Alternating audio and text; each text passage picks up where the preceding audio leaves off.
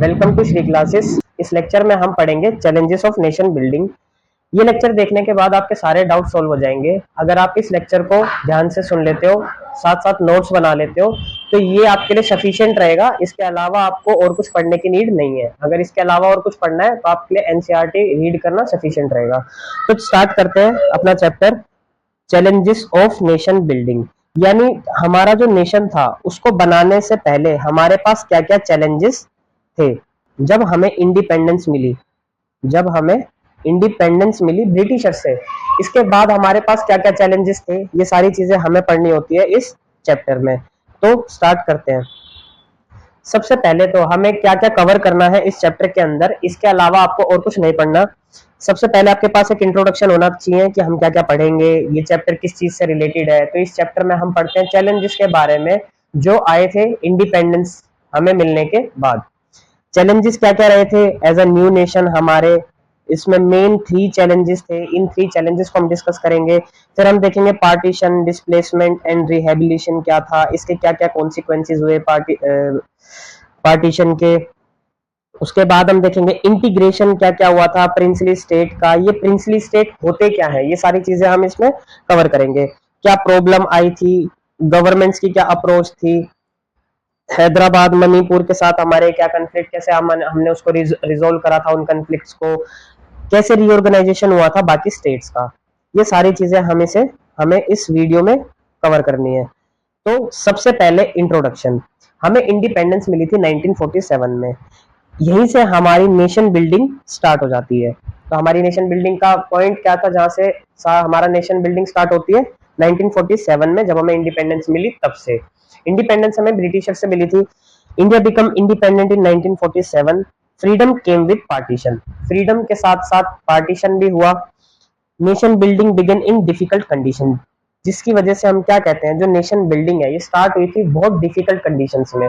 Conditions हमारे according नहीं थी। जो हमारा मेन ऑब्जेक्टिव था कि हमें एक्सप्लोइटेशन को खत्म करना है, इन सारी चीजों को खत्म करना है, हमने उन सारी चीजों को तो करा, लेकिन उसके साथ एक जो बहुत बुरी चीज हुई वो हुई थी पार्टीशन। लीडर्स के पास नेशन बिल्डिंग के टाइम 2 मेन गोल थे। इतने 2 मेन गोल थे। सबसे पहला democracy and welfare for all.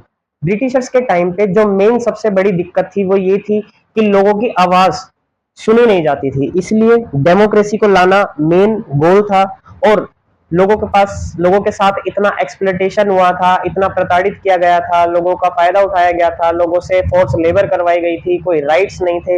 इन सब चीजों के लिए, इन सब चीजों की वजह से इनइक्वालिटी और अपॉर्चुनिटी का इक्वल डिस्ट्रीब्यूशन नहीं हो पाया। ये सारी चीजें खत्म करने के लिए वेलफेयर फॉर ऑल, ये 2 मेन गोल थे जो लीडर्स के माइंड में थे कब, नेशन बिल्डिंग के टाइम पे। तो ये आपको ध्यान रखना है और इसको अपने नोट्स में भी डालना है कि लीडर्स हैड 2 मेन गोल, पहला democracy and second welfare for all. Situation उस टाइम पे अनस्टेबल थी, क्योंकि जैसा कि हमें पता है पार्टीशन किसी कंडीशन थी, इतने ज्यादा राइट्स हो रहे थे, दंगे हो रहे थे, तो सिचुएशन अनस्टेबल थी और अनसर्टेन थी। इनिशियल पॉइंट पे क्या क्या चैलेंजेस थे जो हमने स्टार्टिंग में डिस्कस किया। इंडिया फेस 3 मेजर चैलेंजेस, हमने 3 मेजर चैलेंजेस फेस किए हमारी इंडिपेंडेंस मिलने के बाद। सबसे पहला नेशनल यूनिटी। हमारी जो कंट्री थी वो छोटे छोटे प्रिंसली स्टेट्स में बटी हुई थी। अब ये प्रिंसली स्टेट्स के पास ब्रिटिशर्स ने 3 ऑप्शन छोड़े थे। ये 3 ऑप्शंस क्या क्या थे इनको भी डिस्कस करेंगे। लेकिन मेन जो 3 मेजर चैलेंजेस थे वो थे नेशनल यूनिटी, यानी इन सबको एक करना, इन सारे प्रिंसली स्टेट्स को एक करना, ये सबसे बड़ा चैलेंज था। सेकंड, इस्टेब्लिशिंग डेमोक्रेसी, डेमोक्रेसी को इस्टेब्लिश करना, सेकंड सबसे मेजर चैलेंज ये था।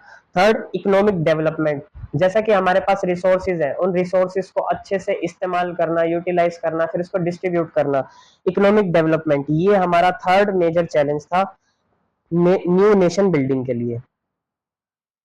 Next, challenges for the new nation, जैसा यूनिटी। हमारा जो देश है अलग अलग रीजन में अलग अलग लैंग्वेज है, अलग अलग लैंग्वेज है, ठीक है, रिलीजन है, ट्रेडिशन है, इतनी सारी चीजें हैं, अगर इतनी सारी चीजें हैं तो इसी को कहा है डाइवर्सिटी। इसी को हमने क्या कहा है, डाइवर्सिटी। अलग अलग लैंग्वेज, रिलीजन, ट्रेडिशन, कल्चर और इन सारी चीजों को अपने बिलीफ, अपना बिलीफ रखने वाले अपनी अपनी चीजों में, तो सब के बीच में क्या है, डाइवर्सिटी है। हर कोई एक दूसरे से अलग है, इन सबको यूनाइट रखना सबसे बड़ा चैलेंज यही था, नेशनल यूनिटी। अब आगे, unity, diversity in language, language में डाइवर्सिटी थी, रिलीजन में, कल्चर में, डेमोक्रेसी लेके आना, इलेक्शंस करवाना, लोगों के राइट्स को प्रोटेक्ट करना, इंस्टीट्यूशंस डेवलप करना, यानी हमें प्रॉपर लेजिस्लेचर को बनाना है, एग्जीक्यूटिव को बनाना है, फिर जुडिशरी को एस्टेब्लिश करना है, इन सारे इंस्टीट्यूशंस को एस्टेब्लिश करना और फिर वो अपना अपना पार्ट अच्छे से प्ले करे। डेवलपमेंट करना, पॉवर्टी को खत्म करना है, इनइक्वालिटी को खत्म करना है, इनइक्वालिटी को खत्म करके इक्वालिटी को प्रमोट करना है। ये हमारे मेन ऑब्जेक्टिव थे, ये हमारे चैलेंजेस थे कि हमें इन सारी चीजों से डील करना था। अब सबसे पहले हम डिस्कस करते हैं unity in diversity. Unity in diversity का मतलब, यूनिटी का मतलब एकता, डाइवर्सिटी का मतलब विविधता, यानी एकता में विविधता। इंडिया क्या है, एक डाइवर्स सोसाइटी है। हर कोई, हर किसी का कल्चर एक दूसरे से अलग है, उसकी लैंग्वेज अलग है, उसका रिलीजन अलग है। इन सबको यूनाइट रखना है, इन सबको एक साथ रखना है, ठीक है। फियर था कि कंट्री में ब्रेक अपार्ट। देखो, ब्रिटिशर्स ने मेन 3 ऑप्शन दिए थे। सबसे पहला, या तो इंडिया में मिल जाए कोई भी प्रिंसली स्टेट, या फिर पाकिस्तान में मर्ज हो जाए, ठीक है, या फिर वो प्रिंसली स्टेट इंडिपेंडेंट हो सकता है अपने आप में। क्या हो सकता है, इंडिपेंडेंट हो सकता है अपने आप में। यानी ये ब्रिटिशर्स ने है ना 3 ऑप्शन दिए थे इंडिपेंडेंस के टाइम कि या तो कोई प्रिंसली स्टेट इंडिया में मिल जाए, या पाकिस्तान में मिल जाए, या इंडिपेंडेंट हो जाए। तो ये एक फियर पैदा करता है कि कंट्री छोटे छोटे टुकड़ों में बट सकती है। जैसा कि अगर मान लो यहाँ का कोई रीजन का प्रिंसली स्टेट है, वो कहता है कि मैं इंडिपेंडेंट होऊंगा, तो ऐसे तो इंडिया का वो, इंडिया के साथ वो मर्ज नहीं हो पाएगा। अगर कोई और है, वो ये कहता है कि मैं पाकिस्तान के साथ मिल जाऊंगा, तो भी वो यूनिटी को ब्रेक करेगा। तो इन सारी चीजों से डील करना, यही क्या था, फियर था कि हम कंट्री छोटे छोटे टुकड़ों में बट सकती है, इसको कैसे मर्ज करके रखना है। यही है चैलेंजेस इन नेशन बिल्डिंग, जो हमें ये सारी चीजें पढ़नी है और समझनी है। नीड फॉर इंटीग्रेशन, उस समय पे समझा गया कि ये जो सारे के सारे हमारे प्रिंसली स्टेट्स हैं, इन सब के बीच में इंटीग्रेशन होना चाहिए। इन सब के बीच में क्या होना चाहिए, इंटीग्रेशन होना चाहिए, इनको जोड़े रखना चाहिए, तभी इंडिया अच्छे से डेवलप हो पाएगा। पीपल स्पोक डिफरेंट लैंग्वेजेस, लोग अलग अलग लैंग्वेजेस बोलते थे, और सेम लैंग्वेज बोलने वाले लोग एक दूसरे से रिलेट करते थे, इसलिए वो एक दूसरे से इन्फ्लुएंस भी होते थे। सेम केस रिलीजन के साथ था। अब फॉलो डिफरेंट रिलीजन, लोग डिफरेंट डिफरेंट रिलीजन भी फॉलो करते थे। तो ये सारी चीजें क्या दिखाती है, डाइवर्सिटी। ये सारी चीजें क्या दिखाती है, डाइवर्सिटी, यानी डाइवर्स सोसाइटी थी हमारी, जो आज की डेट में है भी। आगे, पार्टीशन मेड सिचुएशन वर्स। अब जब पार्टीशन हुआ इंडिया पाकिस्तान का, तो इसकी वजह से सिचुएशन और ज्यादा वर्स हो गई, और ज्यादा खराब हो गई, क्योंकि पाकिस्तान में सिर्फ और सिर्फ मेजोरिटी कौन सी थी, Muslim majority, generally Muslim majority थी। वो सारी कहाँ जा रही थी, पाकिस्तान में, जिसकी वजह से क्या हुए, राइट्स हुए, दंगे हुए, जो हम सबको पता भी है। आगे, पार्टीशन का बैकग्राउंड क्या था, देखो, division into India and Pakistan. Partition का बैकग्राउंड ये है कि डिवीजन हुआ इंडिया और पाकिस्तान का बेस्ड ऑन किस चीज पे, मेजोरिटी, रिलीजियस मेजोरिटी। यानी जो मुस्लिम्स होंगे वो कहाँ चले जाएंगे, पाकिस्तान में, ठीक है। जो हिंदू होंगे वो कहाँ चले जाएंगे, इंडिया में, यानी हिंदू मेजोरिटी आ रही है इंडिया में और मुस्लिम मेजोरिटी जा रही है पाकिस्तान में। ये थी रिलीजियस मेजोरिटी। इसी बेस पे क्या हुआ था, पार्टीशन। अब मुस्लिम पाकिस्तान स्टेट में बन गया, हिंदू सिख कहाँ गए, इंडिया में आ गए। But reality was complex, reality बहुत कॉम्प्लेक्स थी, क्योंकि लोग उस जगह से रिलेट करते हैं, वहां पे रहने से, उस गांव से, उस जगह, उस गांव के लोगों से रिलेट करते हैं, उस जमीन से जुड़े हुए लोग हैं। उनको अब बांटा जा रहा है किस बेस पे, रिलीजन के बेस पे। तो ये सारी सिचुएशन बहुत कॉम्प्लेक्स थी, लोगों को इधर से उधर भगाया जा रहा था, कुछ लोग बाय चॉइस जा रहे थे इस फेयर में कि हमें यहाँ पे मार दिया जाएगा। तो ये एक बैकग्राउंड था पार्टीशन का। नेक्स्ट, पार्टीशन की वजह से डिस्प्लेसमेंट एंड रिहेबिलिटेशन हुई है। लोग एक जगह से दूसरी जगह डिस्प्लेस हो गए हैं, उनका घर छिन चुका है, उनके पास रहने के लिए जगह नहीं है, जो उनकी जमीन थी वो जमीन उनसे छीनी जा चुकी है, उनकी फैमिलीज मारी जा चुकी है, इतनी सारी चीजें हुई हैं। किस वजह से? पार्टीशन की वजह से। जो क्या क्रिएट करता है? डिस्प्लेसमेंट, यानी लोग अपनी जगह से दूसरी जगह जाने पे मजबूर हो गए हैं, जिसकी वजह से दूसरी जगह पर रिहेबिलिटेशन उनके लिए किया गया है, जो उनके लिए एक अच्छी सिचुएशन क्रिएट नहीं कर पाता। मैसिव माइग्रेशन, एक कम्युनिटी के लोग स्पेसिफिक हर एक दोनों कंट्री से मैसिव माइग्रेट कर रहे हैं, यानी बहुत बड़ी संख्या में लोग इधर से उधर माइग्रेट कर रहे हैं। रिफ्यूजी क्राइसिस आ चुका है कि लोग दूसरे देश में जाके रिफ्यूजी, अगर फॉर एग्जांपल मान लो कोई पाकिस्तान का व्यक्ति है और वो इंडिया मूव करता है, तो वो इंडिया में आके रेफ्यूजी कहा जाएगा, और सेम अगर कोई इंडिया का व्यक्ति है वो पाकिस्तान में मूव कर रहा है तो वो वहां जाके रेफ्यूजी बन जाएगा। तो ये सारे क्या बन गए थे? एक चैलेंजेस बन गए थे जो बहुत ज्यादा सिचुएशन को वर्स कर देते हैं। नो प्रॉपर प्लानिंग, इसके लिए प्रॉपर प्लानिंग नहीं थी, जैसा कि हमें पता है टाइम बहुत कम था इन सारी चीजों के लिए, तो प्रॉपर प्लानिंग नहीं हो पाई थी, बस ये सारी चीजें हो रही थी।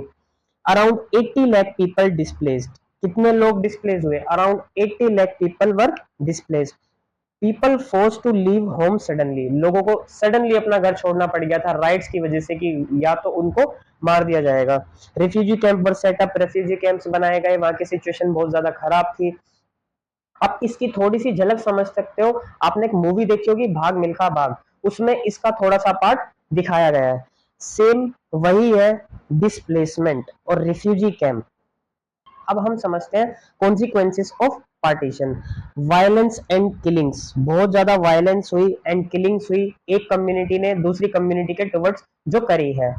लॉस ऑफ प्रॉपर्टी, लोगों की प्रॉपर्टी छीन चुकी है, उनकी फैमिलीज छीन चुकी है। कम्युनल हेट्रेड बहुत ज्यादा फैला, एक कम्युनिटी दूसरी कम्युनिटी से इतनी ज्यादा हेट करने लगी थी कि जिसका कोई अंत नहीं था। लोगों के बीच में कांस्टेंट फियर था कि जो आज दोस्त है हो सकता है वो आज अपने कम्युनिटी अपने रिलीजन के नाम पे हमारा मर्डर कर दे। तो इतनी ज्यादा कम्युनल हेट्रेड फैल चुकी थी। 5 to 10 lakh people were killed, कितने लोग? 5 to 10 lakh people were killed due to violence and killing. Women suffered the most, womens को सबसे ज्यादा सफर करना पड़ा इस सारी सिचुएशन में, और बच्चों को।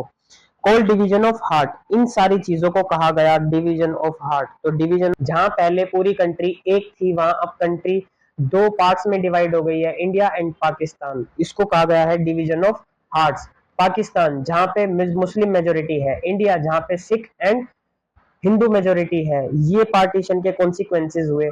तो अब तक हमने समझा पार्टीशन किस वजह से हुआ था, पार्टीशन के पीछे क्या बैकग्राउंड था, और पार्टीशन ने क्या क्या कॉन्सिक्वेंसेस कॉज किए। इस पार्टीशन को कहा गया डिवीजन ऑफ हार्ट्स। तो आज के इस लेक्चर में हमने समझा इंट्रोडक्शन, कि इंट्रोडक्शन क्या है, नेशन बिल्डिंग कहां से शुरू होती है। नेशन बिल्डिंग इंडिपेंडेंस से ही हमारी स्टार्ट हो जाती है। क्या क्या मेन चैलेंजेस रहे हमारे न्यू नेशन बिल्डिंग में? India face 3 major challenges, national unity, democracy को एस्टेब्लिश करना और हमारी इकोनॉमिक डेवलपमेंट करना। उसके बाद चैलेंजेस में यूनिटी क्या होती है, डेमोक्रेसी डेवलप करनी है, डेवलपमेंट करनी है, पॉवर्टी खत्म करनी है, इनइक्वालिटी खत्म करनी है। चैलेंजेस क्या क्या रहे थे? सबसे पहला यूनिटी इन डाइवर्सिटी, उन सारी चीजों को समझा हमने। जो पार्टीशन हुआ है उसका क्या बैकग्राउंड रहा है, किस बेस पे पार्टीशन हुआ है, हमने ये सारी चीजें समझी। फिर हमने समझा डिस्प्लेसमेंट एंड रिहेबिलिटेशन जो पार्टीशन की वजह से हुआ, फिर क्या कॉन्सिक्वेंसेस रहे पार्टीशन के। तो आज के इस लेक्चर में इतना, इसको आगे हम पढ़ेंगे नेक्स्ट लेक्चर में। आप अगर ये सीरीज पूरी की पूरी अच्छे से देख लेते हो, साथ साथ नोट्स बना लेते हो, तो आपको किसी भी चीज में कोई डाउट नहीं बचेगा। अगर आपको किसी भी चीज में कोई डाउट आता है तो आप कमेंट कर सकते हो, ये सारा कंटेंट आपके लिए सफिशिएंट रहेगा।